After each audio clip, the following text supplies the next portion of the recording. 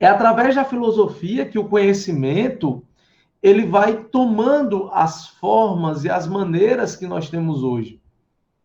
Então, um dos primeiros que vão estabelecer o chamado método científico é o René Descartes. Então, o que é o chamado método científico? É um caminho que um pesquisador usa para chegar naquele resultado. Então, qual é a grande diferença, gente, de uma coisa científica? Qual é a grande diferença de uma coisa científica para uma coisa senso comum de rede social? É a pesquisa. É a seriedade da pesquisa. É como essa pesquisa se estabelece nos ciclos. É como essa pesquisa se dá, que tipo de metodologia ela é utilizada, como é que a pesquisa foi feita, como é que o pesquisador ele atuou nesse sentido. Então, o convite para que a Maria Casimiro viesse debater esse tema com a gente é porque a formação dela, ela é farmacêutica, formada pela UFPB, e a formação dela faz com que ela tenha uma atuação tanto com o público, como também na parte de laboratório. Então, por exemplo, vocês têm dúvida de como é que um medicamento ele é feito? Por exemplo, como é que um medicamento ele é feito? Qual é o caminho que é percorrido? Qual é o caminho que é percorrido para que esse medicamento ele chegue até a prateleira da farmácia? Então, a gente vai discutir isso levando em consideração as ciências humanas. Normalmente, né, grande parte de vocês ficam com a câmera fechada, né? Então, quem puder, gente, claro, quem puder, né, ficar com a câmera aberta, é uma maneira bacana, né, de nós recepcionarmos a nossa convidada, né? Claro. Quem puder ficar com a câmera aberta é bacana, tá bom? A gente já está acostumado, né, com isso. Seja bem-vinda, Dona Maria Casimiro. Ela chegou, ela já está entre nós. Está nos escutando bem? Oi, bom dia a todos. Estou escutando sim. Vocês estão me escutando direitinho?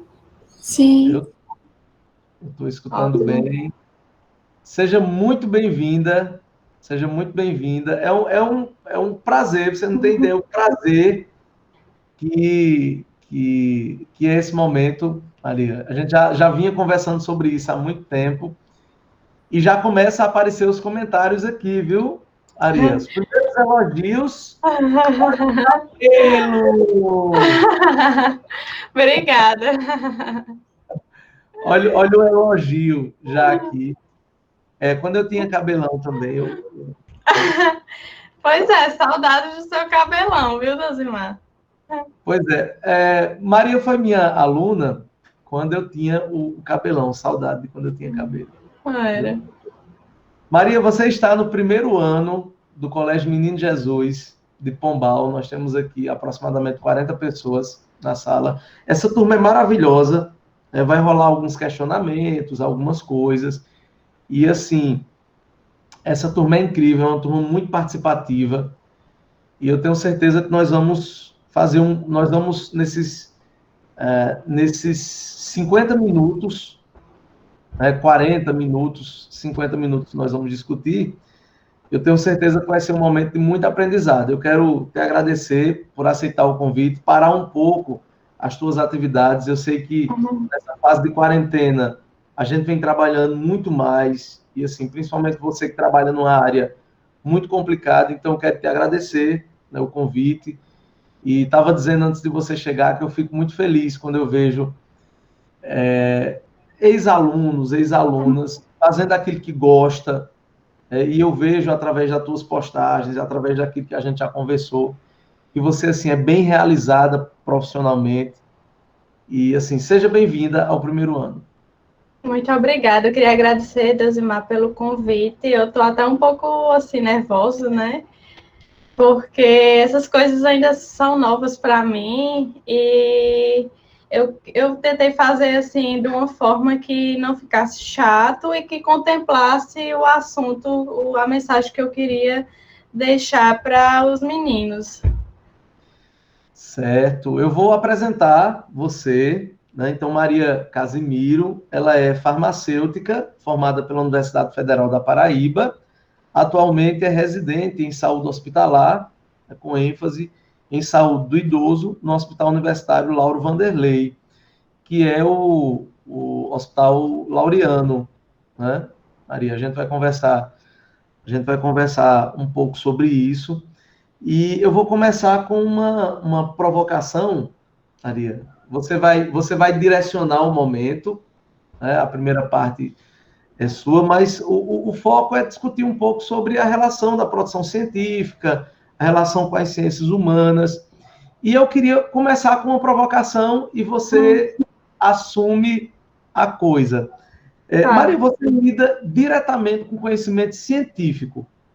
Você lida diretamente com conhecimento científico, pesquisa, laboratório, enfim. Né? Você trabalha com pessoas, claro, mas você lida diretamente com conhecimento científico. Qual é a sua reação quando você abre a rede social, seja ela qual for, né? E você vê postagens que vão totalmente de encontro àquilo que você estuda todos os dias, todos os minutos, todos os segundos, e você não tem a menor noção, né, de como convencer aquela pessoa de que ela está falando uma bobagem gigante. Então, como é que você lida com essa questão que é muito complicada hoje? O conhecimento científico com aquilo que é postado nas redes sociais.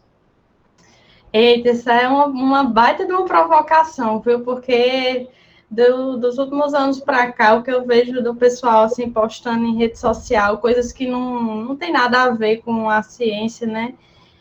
É assim, gritante. E assim, a primeiro momento, eu vi aquilo ali, às vezes eu ficava até chocada, porque as pessoas eram pessoas até próximas de mim. E aí eu tentava conversar com a pessoa, mostrar, olha, o que você está falando não é bem assim, e tal. Aí mostrar, não, mas por quê? Aí tentava, né, conversar direitinho. Tinha pessoas que aceitavam, tipo, conversavam numa boa, como pessoas, não assim, como rivais, mas já tinha pessoas que vinham com a questão política, né? Ah, não, porque você tem um lado político diferente do meu, então você está dizendo isso porque você é de um lado e eu sou de outra. Não, mas a ciência não tá, eu não estou falando nada de política agora, estou falando só da ciência. Ah, não, mas porque aí começava, né, aqueles embates, né, que não eram saudáveis. Atualmente, depois dessa pandemia, que assim mexeu muito com o psicológico de todo mundo e com o meu também, né, como profissional da saúde, trabalhando dentro do hospital, no Hospital Lauro Vanderlei, Hospital da UFPB, universitário, então também é porta de entrada assim, para coronavírus, e tratando essas pessoas, vendo como era a luta dos profissionais lá dentro, como é tão difícil com os recursos escassos que a gente está tendo, e às vezes vendo pessoas falando mentiras sobre a doença, que não é bem assim, que é uma gripezinha. Eu meio que abstraí no final das contas. Atualmente eu não estou mais entrando em debate, porque eu acho, a depender das pessoas, que não vale a pena, tanto também pela minha saúde mental, entendeu, Dosmar? Então, assim, antigamente eu ainda ia atrás, ainda ia tentar debater, mostrar artigo, mostrar as coisas, mas atualmente, para ser bem sincera, eu estou mais deixando isso de lado para a minha saúde mental também. Se, por exemplo, é uma pessoa assim, um familiar, um amigo que eu tenho mais proximidade, eu vou e converso com ele normalmente, mas são pessoas assim que eu só conheço de vista, ou que eu já sei que não, que tem a mente fechada, atualmente eu estou deixando passar. Você colocou uma coisa muito interessante, que é a questão da saúde mental. E aí parece que a sociedade, ela parece que esquece de vez em quando que nós estamos em meio a uma pandemia.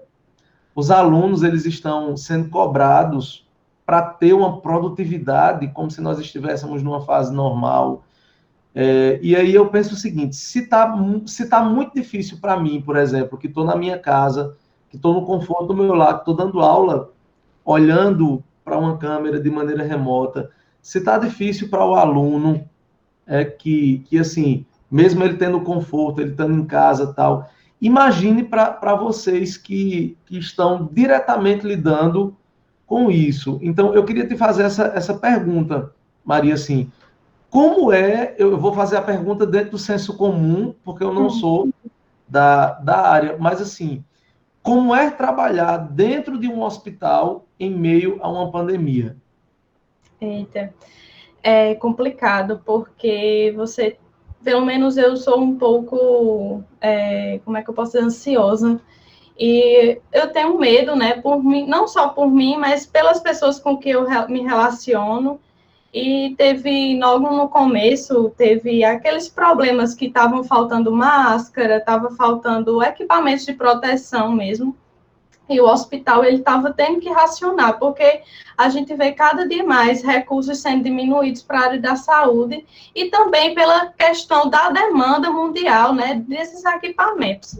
Então, o hospital, ele decidiu dar um break no nosso trabalho, então a gente meio que ficou em casa, só em trabalhos remotos, e depois a gente retornou, né, foram retornadas as atividades lá, e assim, para ser sincera, na noite anterior de eu voltar, eu tive uma crise de ansiedade muito forte, que eu não conseguia dormir de maneira nenhuma, porque eu ficava toda hora pensando, meu Deus, e se eu pegar essa doença, o que é que vai ser? E se eu precisar de uma UTI? E se, por exemplo, eu passar para um amigo, se eu passar para alguém da minha família, como é que vai ser? Então, assim, é uma fase para os profissionais de saúde de muita debilidade emocional, tanto assim para você lidar com os pacientes, quanto também para você lidar assim com o medo de você pegar e de você passar para uma pessoa querida ou então para outras pessoas, né? Então foi bem difícil. Atualmente eu tô só no álcool gel toda hora, o pessoal até ri de mim, que eu toda hora com o álcool gel passando na mão, limpando tudo, mas graças a Deus até agora tá dando certo. Nós vamos entrar numa nova fase pós-pandemia e a galera está falando muito nessa história do novo normal. Eu vou te fazer só esse último questionamento para que a gente possa dar sequência àquilo que você programou. Uhum. A gente escuta muito o novo normal, né? Eu meio que criei uma aversão a esse termo, porque geralmente essa galera que fala em novo normal, geralmente é a galera que não quer que as coisas mudem. Esse novo normal, na verdade, seria a continuidade daquilo que estava antes da pandemia. Seremos pessoas novas depois da pandemia? Enfim, eu prefiro focar nas coisas simples. Como, por exemplo, eu estou vendo que a transformação social, ela se dá a partir de pequenos hábitos. A gente não sabia lavar a mão, por exemplo, né? De repente, a gente começou a aprender como é que lava a mão, né? A questão das unhas, e a gente não sabia lavar a mão. De uma hora para outra, nós percebemos o quanto o SUS ele é importante. Então, eu acho que isso também é um outro aspecto interessante. Então, assim, como é que você acha, Maria, que vai ser o pós-pandemia? Assim, qual a tua percepção enquanto integrante da área da saúde sobre esse período de pós-pandemia? Essa questão desse termo novo normal também não me agrada, porque eu vejo mais como se as pessoas tentassem voltar ao que era antes, como se nada tivesse acontecendo. Eu sei que tudo mudou, né? Como a gente sabe, lavar as mãos, limpar objetos, por exemplo, um celular, um computador, usar a máscara, né? Não se expor, não ficar tão próximo das outras pessoas. Isso tudo fez com que a gente repensasse o nosso estilo de vida antes, né? Mas assim, eu não sou a favor desse novo normal, porque eu acho que é como se fosse uma desculpa para as pessoas fazerem o que elas faziam antes, e só colocando uma máscara, como se nada tivesse acontecendo, e a gente sabe que não é bem assim, né? E também a questão do SUS também, muito importante, porque todo mundo, assim, a maioria das pessoas tinha uma visão de que, o SUS não funciona, o SUS é péssimo, o SUS é isso, se eu não tiver um plano de saúde, eu nunca vou ser atendida, e não é bem assim, né? O SUS tem todos os seus defeitos, é um plano muito bonito no papel, é um dos sistemas de saúde mais de referência para as outras nações, né? É o SUS. E assim, a gente está vendo que cada vez mais esse recurso está ficando mais escasso, e mesmo assim o SUS funciona. Demora, mas é um serviço de qualidade, porque somente onde eu estou trabalhando, eu percebo no hospital, tanto porque também é um hospital universitário, é uma equipe multiprofissional, é uma equipe com vários médicos, com vários farmacêuticos, com fisioterapeuta, com assistente social, com psicólogo, com terapeuta ocupacional. Então, assim, é um leque de profissionais para aquela pessoa. Então, se você precisar do SUS, precisar de um serviço do SUS, com certeza você vai ser bem atendido e a depender da situação, da gravidade, vai ser um caso que vai ser levado para outros profissionais que se sentarão para conversar sobre aquilo e ter uma meta. Então, o SUS não é besteira, o SUS não é uma porcaria, né? Como o pessoal fala, e extremamente importante o SUS para a saúde do Brasil, e ai de nós se não fosse o SUS, né? Imagina só o Brasil como um país subdesenvolvido, em meio a uma pandemia, sem um sistema que abranja também as pessoas que não têm condições de pagar um plano de saúde particular. Pois é, nós estamos aprendendo a valorizar coisas que antes a gente não achava importante. O Brasil é o único país do mundo com mais de 200 milhões de habitantes que tem um sistema de saúde universal. O SUS é um dos maiores programas de saúde pública do mundo. Maria, vamos entrar um pouco na nossa discussão. O que é que você preparou para essa turminha? Então, eu fiz uma apresentaçãozinha de slides e vou conversar um pouco assim, porque eu acho melhor para guiar o meu pensamento, já que eu não sou tão acostumada com essas coisas. Mas, assim, eu tentei fazer as coisas, assim, de uma maneira bem simples, sem aprofundar muito, para virar mais uma conversa, assim, e até você, Deusimar, se você quiser intervir e falar alguma coisa, pode ficar à vontade, tá bom? Tranquilo. Eu vou desativar aqui a minha câmera e vou botar para apresentar aqui os slides.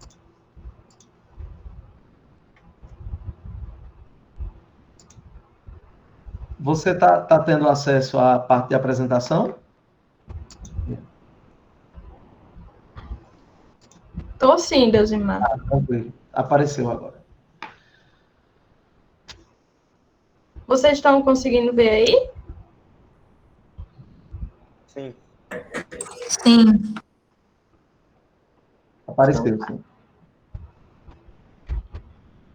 Pronto. Eu trouxe questões relacionadas à ciência, né? Principalmente a ciência na parte da saúde, que é a minha área, e eu vou começar com uma breve introdução, trazendo os antecedentes do que hoje é a pesquisa. Está todo mundo vendo o primeiro slide? Estamos. Certo. Então, assim, eu dei uma pesquisada na filosofia da ciência e eu vi que esse filósofo que foi nascido em 1561, chamado Francis Bacon, ele percebeu que o método científico é um método de observação, que deve ser rigorosa e isenta de preconceitos da parte de quem está analisando.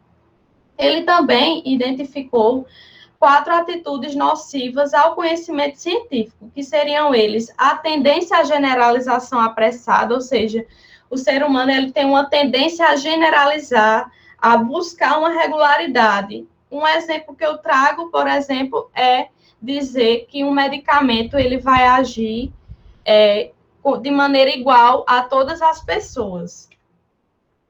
Também viu que as atitudes provenientes da educação, né, como uma atitude nociva, ou seja, o preconceito do cientista, da pessoa que estava conduzindo aquele fato.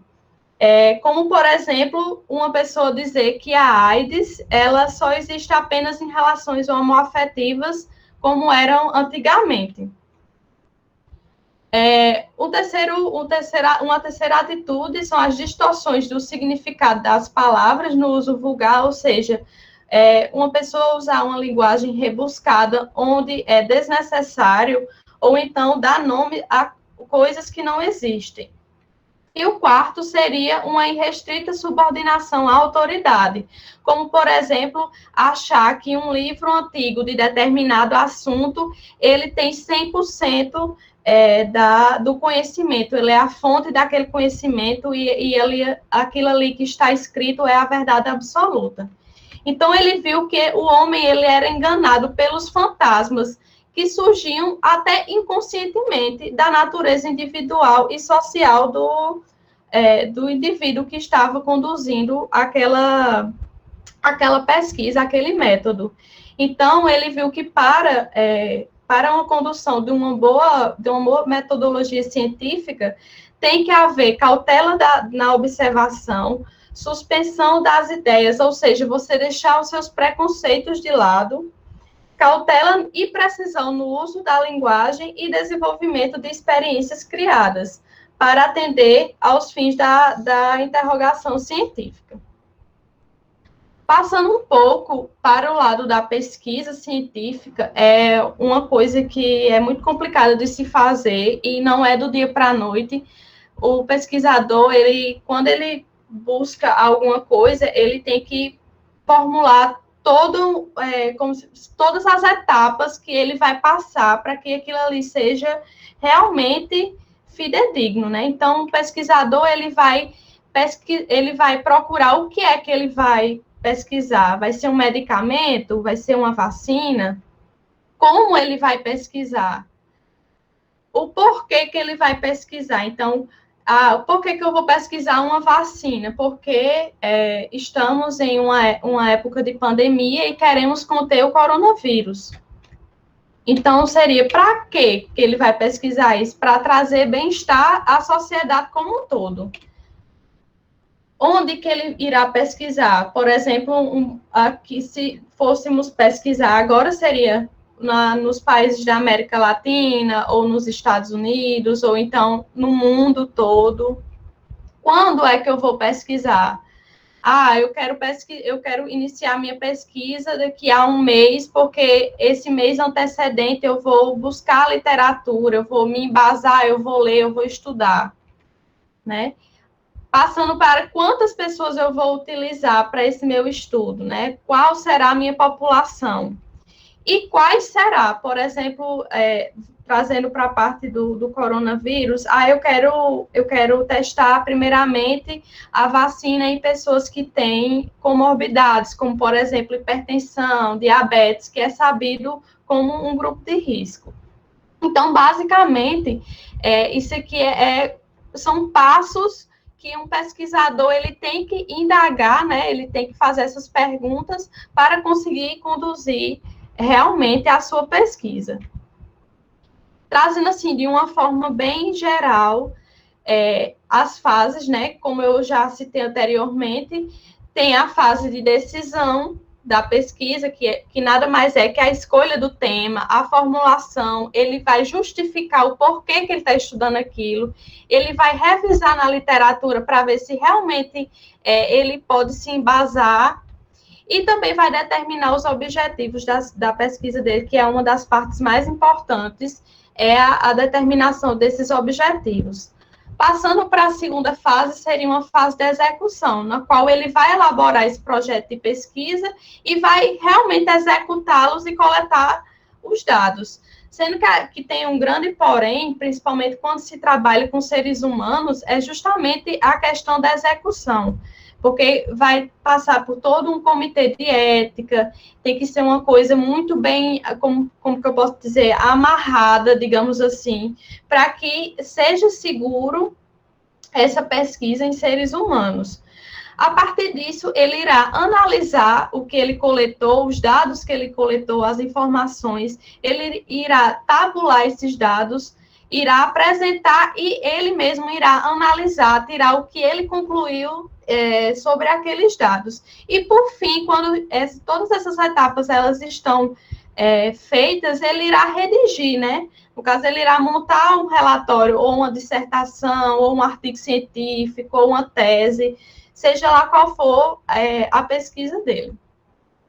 E quando a gente fala de pesquisa, tem vários tipos de pesquisa, né?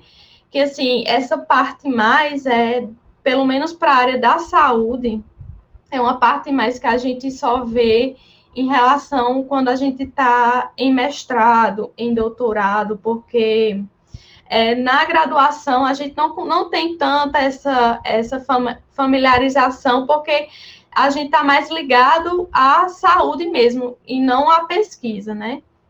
Então, a classificação tem dos tipos de pesquisa, quanto à finalidade, quanto à natureza, quanto à forma de abordagem, quanto aos objetivos, quanto aos procedimentos técnicos e ao desenvolvimento no tempo. Então, assim, para a gente ter uma noção que a pesquisa ela pode ser de vários tipos e pode aqui ser aleatório. Por exemplo, eu querer fazer uma pesquisa aplicada, experimental, quantitativa, explicativa, de campo, e assim, são várias possibilidades que um pesquisador ele tem, e ele tem que procurar, por isso que é tão importante ele fazer a projeção, ele se programar para ele conseguir pegar uma pesquisa que realmente satisfaça o que ele está querendo demonstrar. Antigamente, antes da internet, do advento da internet, as pesquisas elas eram mais localizadas, porque não tinha muito essa interação entre pesquisadores, né? Então, assim, com o advento da internet, se um pesquisador aqui no Brasil publica um trabalho e, por exemplo, um pesquisador da China está pesquisando, assim, tendo a mesma linha de pesquisa, ele vai ver aquele trabalho, eu gostei, então ele vai mandar um e-mail, ele vai entrar em contato com esse pesquisador para poder juntar, né, se juntarem e conseguir ter uma melhor desenvoltura. Então, essa globalização, ela permitiu oportunidades de treinamento e capacitação também dos centros de pesquisa. Também teve um intercâmbio de informações com o desenvolvimento e aprimoramento dos métodos de ensino e pesquisa. E fornecimento também de novas opções terapêuticas, né? Porque, no caso, cada país, ele pode, assim, ele vem a adicionar, né? Ele tem informações novas, informações de linha de pesquisa que, por exemplo, outros pesquisadores, por exemplo, da Rússia, da China, dos Estados Unidos, não têm. Então, meio que eles integram conhecimento. E isso é muito importante também, puxando assim para o lado dos medicamentos, né, que é o meu foco, porque antigamente, assim, até recentemente, né, os medicamentos eles eram avaliados, por exemplo, nos Estados Unidos, que é um país desenvolvido. Então, quando esses medicamentos eles chegavam no Brasil, não tinha um estudo prévio no Brasil, então eles eram aprovados com o estudo lá dos Estados Unidos, né? Então, fazia com que a população brasileira usasse os medicamentos cuja eficácia e a segurança não foram avaliadas no nosso país. E eu falo assim, recentemente, porque a Anvisa, né, que é a Agência Nacional de Vigilância Sanitária, que cuida dessa parte de monitoramento dos medicamentos, ela foi criada em 1999. Então, assim, 21 anos para cá, eu considero como uma coisa nova, principalmente em relação aos medicamentos, né? Porque tem medicamentos aí que tem 50 anos, 60 anos de mercado. Então, assim, eu trouxe também um pouco sobre o desenvolvimento de um medicamento. Principalmente agora é importante a gente ter essa noção, porque a gente está vivendo uma época de pandemia, no qual muitas pessoas se indagam, meu Deus, mas por que é tão difícil? Por que não já colocaram no mercado um medicamento que cure o coronavírus? Ou uma vacina que cure o coronavírus? E a gente precisa entender como é esse desenvolvimento de um medicamento, como é feita essa pesquisa, para a gente saber que não é tão simples assim, né? Então, assim, são duas etapas do desenvolvimento de um medicamento, sendo a primeira uma pesquisa experimental ou fase pré-clínica, que a gente vem utilizado aí muitas e muitas escutam, né? O pessoal falando, o medicamento tal foi aprovado, ou a vacina tal foi aprovada na fase pré-clínica. E a gente, assim, não tem o que é a fase pré-clínica, né? Então, assim, nada mais é do que os estudos sem testar em seres humanos. Então, os pesquisadores, antes de testar esse medicamento no ser humano, ele irá testar em células, né, e em animais. Esse estudo ele vai se dar em laboratórios. Então, mas é a fase pré-clínica, é a fase que antecede a pesquisa em humanos.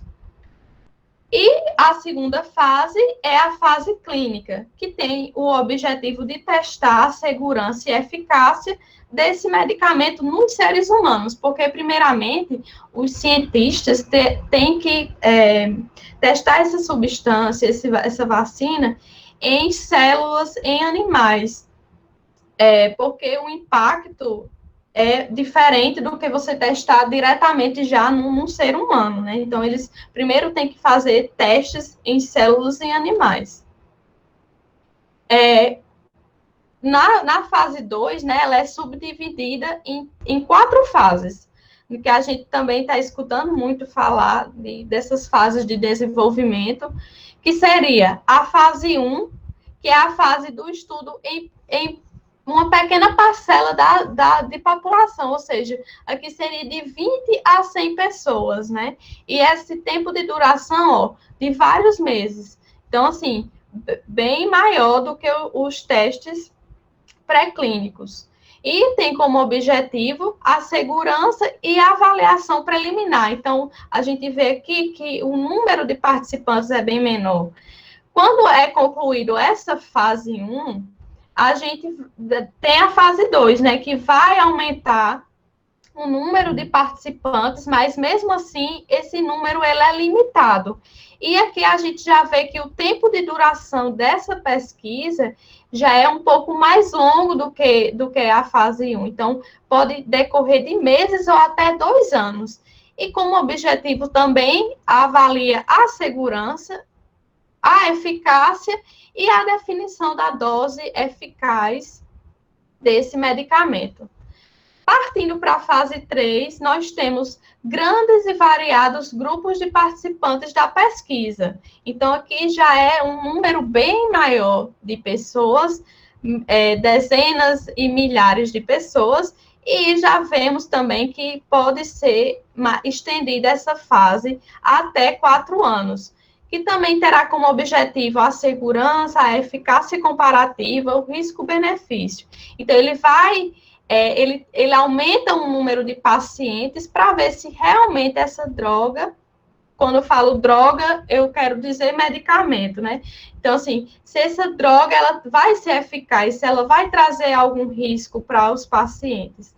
E aí, quando essa etapa 3 ela é concluída, os cientistas, eles tentam registrar esse novo medicamento, né? Então, eles vão mandar todo, daqui da fase 3 até a fase 1, a fase pré-clínica, então, eles vão fazer esse relatório inteiro e vai mandar para o órgão competente, como, por exemplo, aqui no Brasil seria a Anvisa, e a Anvisa vai analisar isso aí.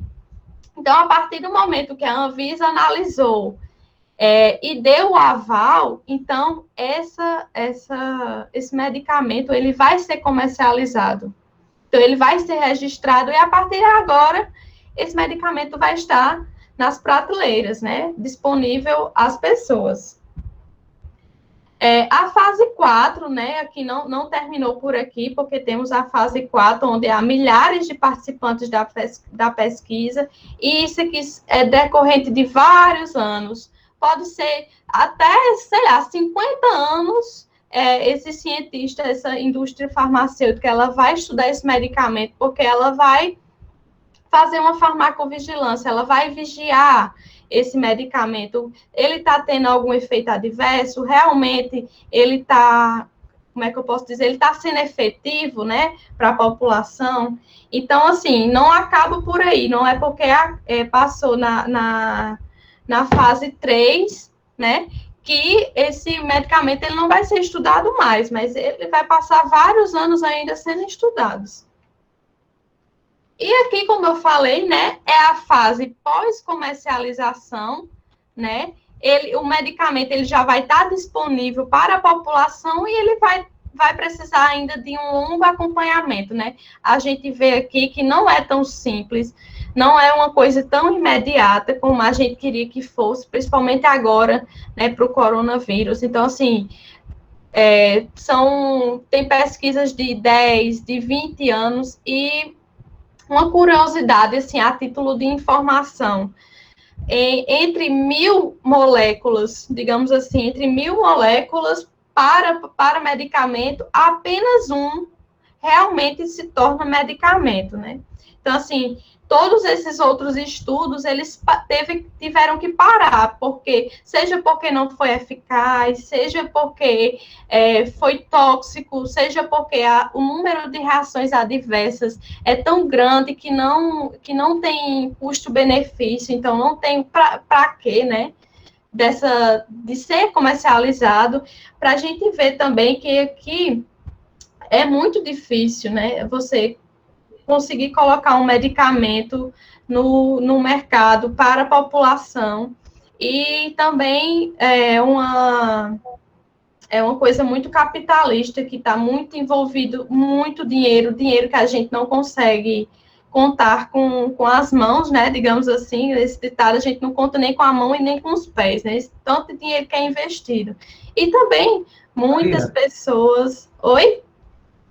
Maria, deixa eu só te interromper um pouquinho. No Sim. caso, você colocou que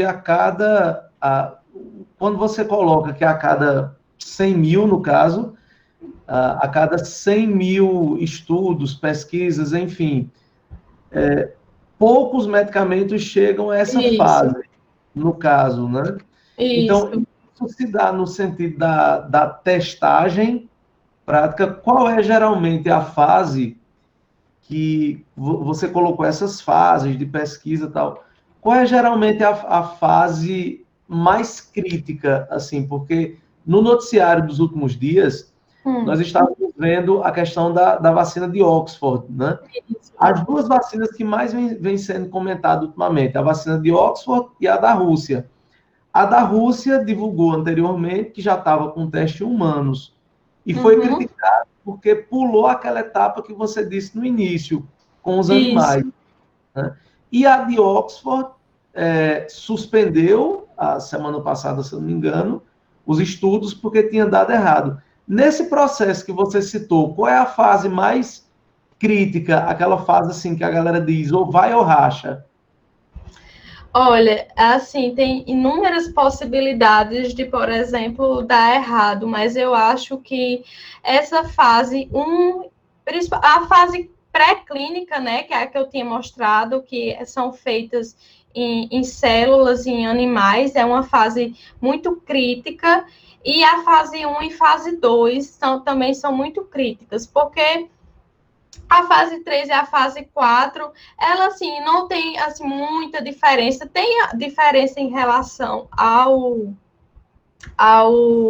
número da população, mas, assim, quando o medicamento, ele está aqui na fase 3 e ele está bem, ele está indo bem, então, assim, dificilmente ele terá problemas na fase 4. Então, assim, a fase pré-clínica e essa fase 1 e 2 aqui da fase clínica são cruciais para saber se realmente vai dar certo ou não, entendeu? Respondi a pergunta?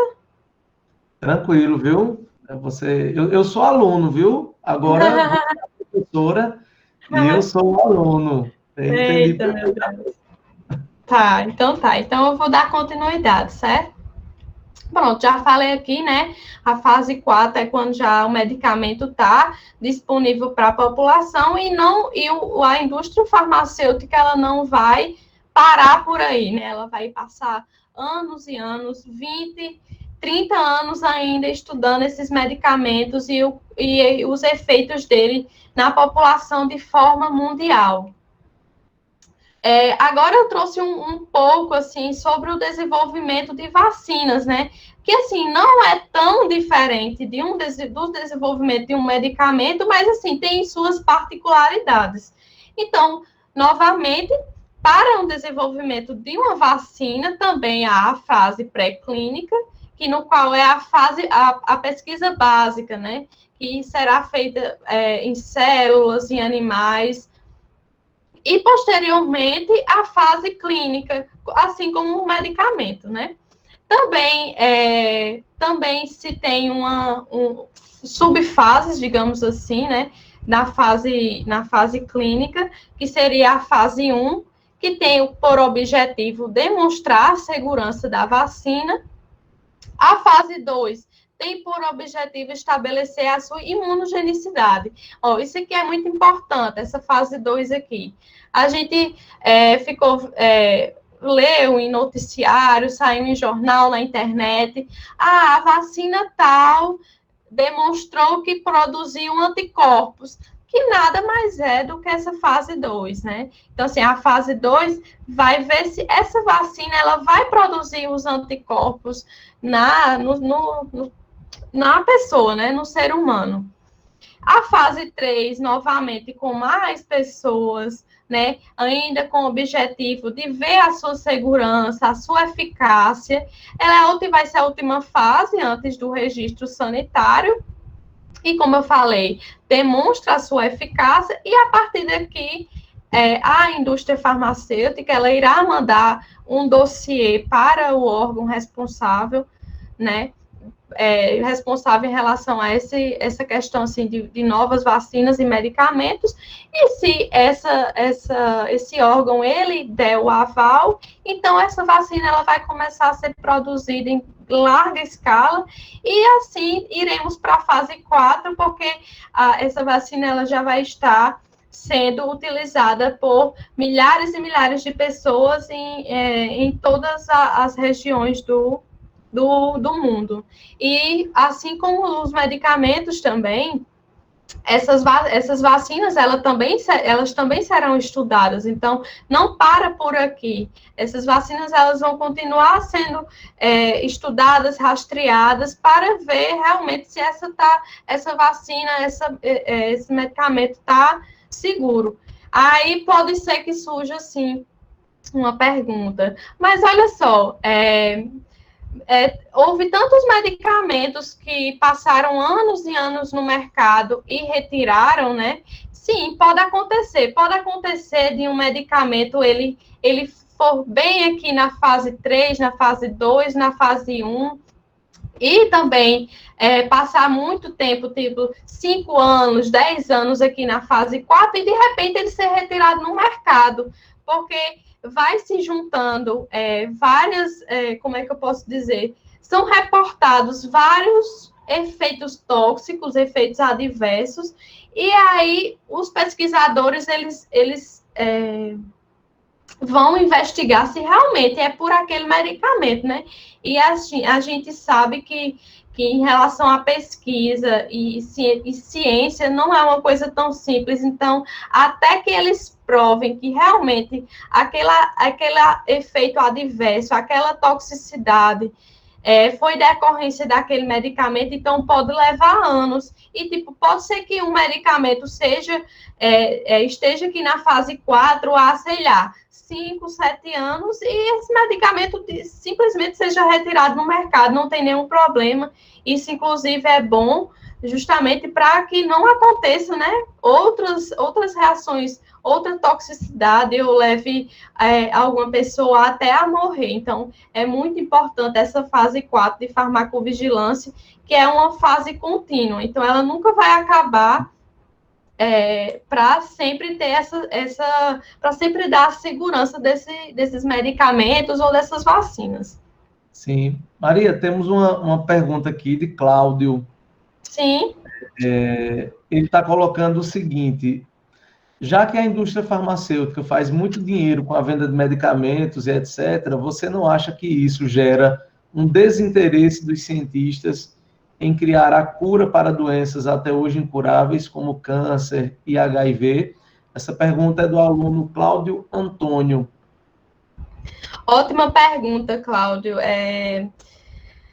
Eu já fiz muito essa pergunta quando eu estava nas minhas disciplinas de graduação aos meus professores, e o que eles me disseram é uma coisa que me choca muito, porque eu sou formada, eu estava estudando para ser farmacêutica, e assim, eu ouvi eles dizerem, e eu ler também literaturas que dizem que a indústria farmacêutica, ela quer ganhar em cima de doenças incuráveis, porque, de certa forma, se eu continuar alimentando aquela doença ali, não tem uma cura, então aquele paciente ele vai sempre estar consumindo outros medicamentos, entendeu? Então é bem mais viável. E quando eu ouvia ou lia isso, eu ficava muito triste, porque de certa forma eu achava, meu Deus, será que eu estou participando dessa máfia, entre aspas? Mas sim, realmente, muitas doenças que poderiam até ter uma cura. Sim, claro que as coisas não são tão simples quanto se parecem, mas com certeza tem um pé ali dos interesses capitalistas das indústrias farmacêuticas de ficar alimentando um ciclo vicioso, e o paciente, o usuário, a pessoa que tem uma doença crônica, por exemplo, ela vai ficar ali permeando. Se for, por exemplo, assim, eu vou dar um exemplo bem, bem aleatório, mas, por exemplo, tem uma dor crônica que tem cura, mas esse paciente, para mim, é melhor ele ficar tomando medicamentos para parar a dor do que eu lançar no mercado um medicamento que vá curá-lo, entendeu? Então, assim, realmente tem esse interesse da indústria farmacêutica, essa visão capitalista, infelizmente. Respondi a pergunta? Eu creio que sim. E aí, Cláudio? Maria, eu vou te interromper mais um pouquinho. Gente, nós estamos chegando. Nossa aula vai até 10h30, mas eu vou pedir a compreensão de vocês para que a gente possa ficar mais 10 minutinhos, né, para que a gente possa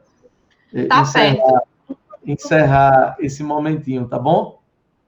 Pronto. Vou, então, dar continuidade aqui. E, assim, só a título de informação, né, há vários tipos de vacinas. Por exemplo, vacina de vírus, vacina de vetor viral, vacina de ácido nucleico, que seria, no caso, a parte da genética, né, do vírus. E também uma vacina à base de proteínas. Mas, assim, não irei adentrar em relação a isso, porque são assuntos extensos e até um pouco chatos, né?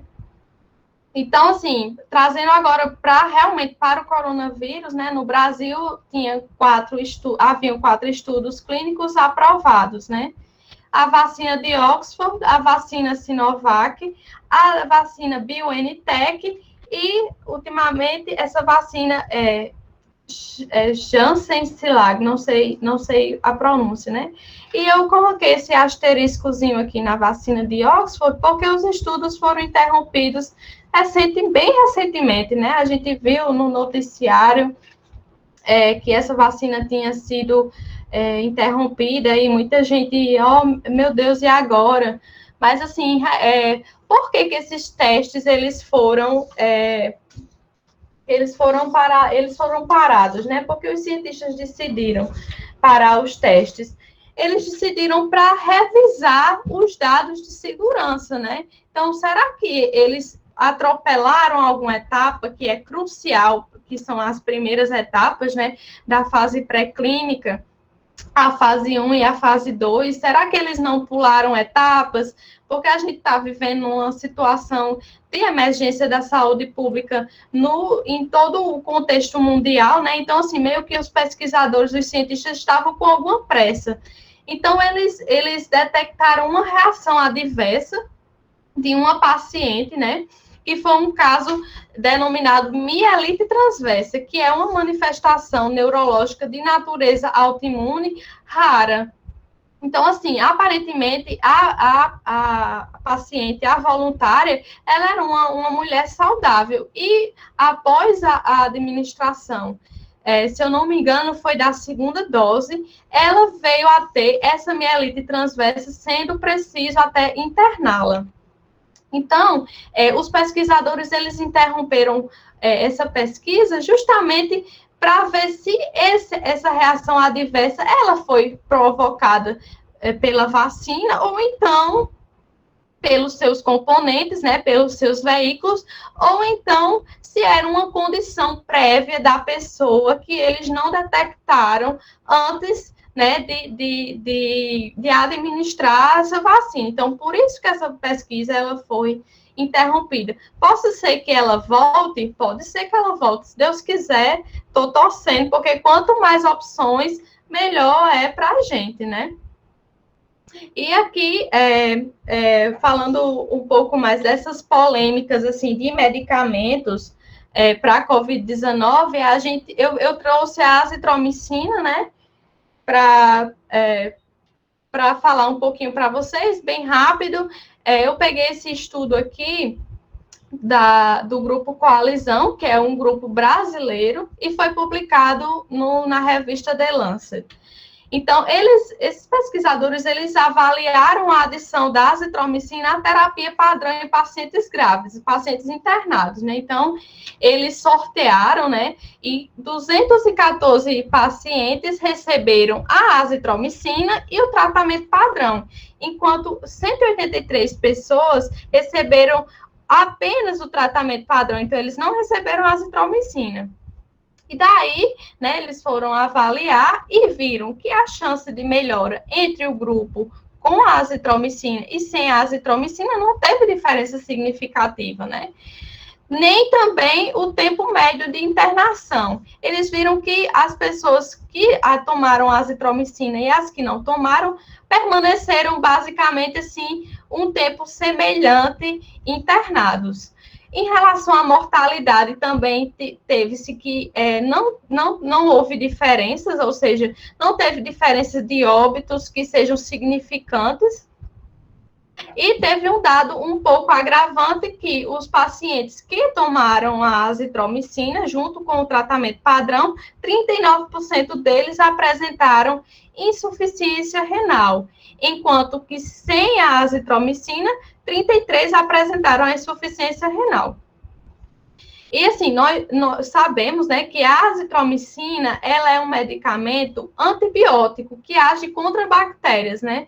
No começo, ela foi utilizada justamente para impedir que os pacientes que estavam com o Covid-19 desenvolvessem infecção bacteriana secundária.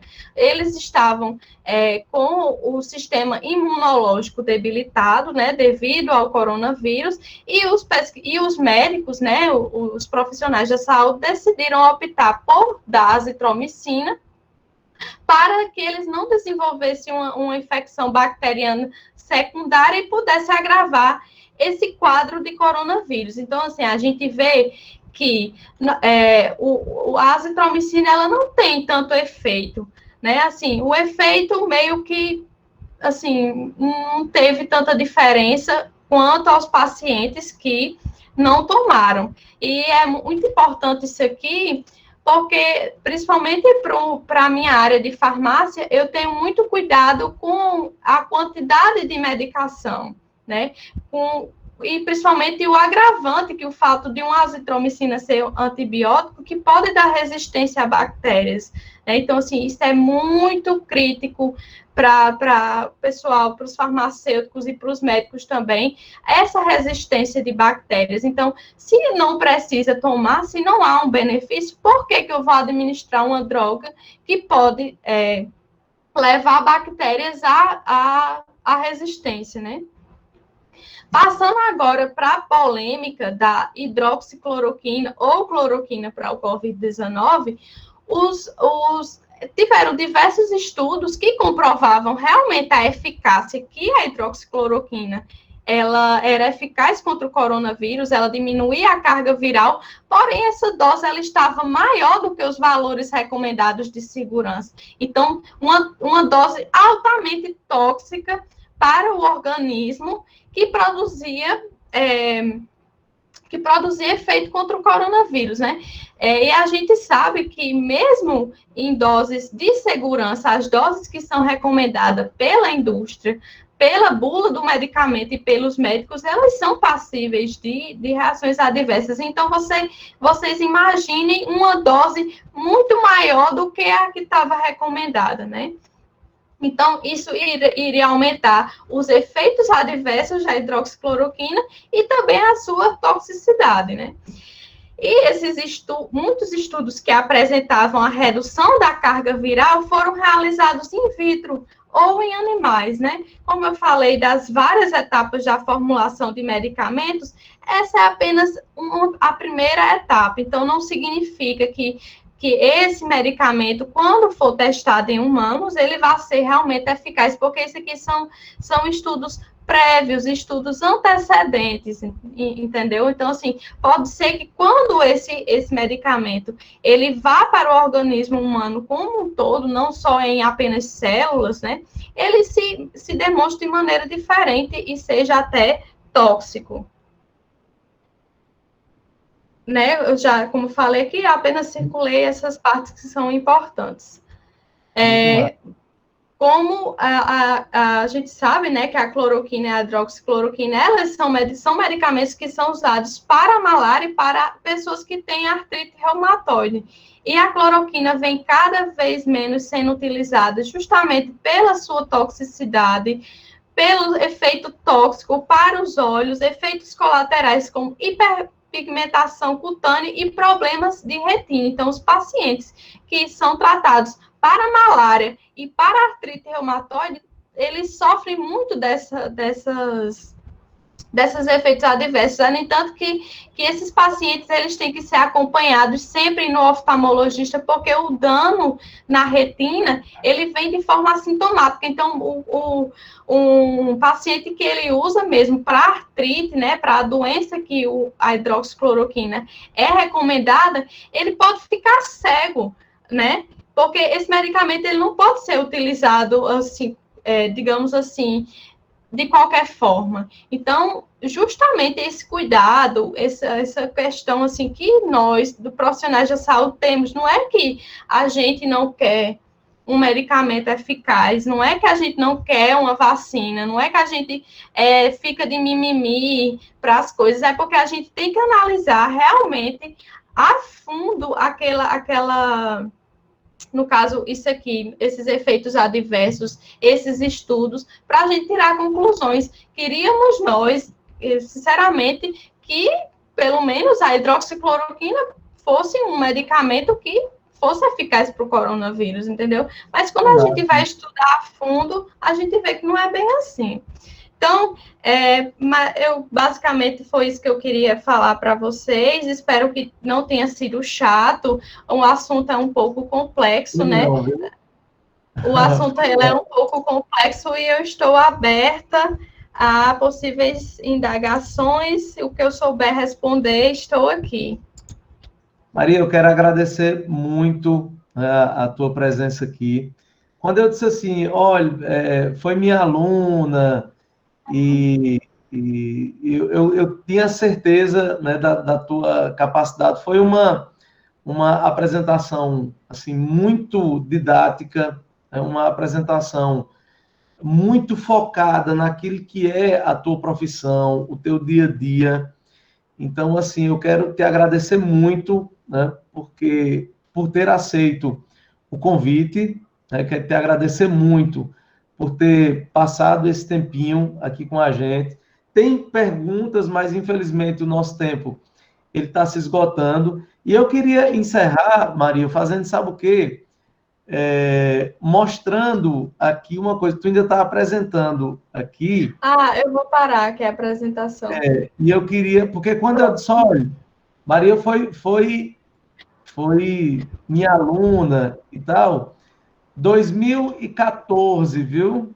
Ainda não. Ai, meu Deus do céu. De 2014, 6 anos atrás, eita, essa daí foi diferente, viu? Não era para no bolo não, viu, Maria?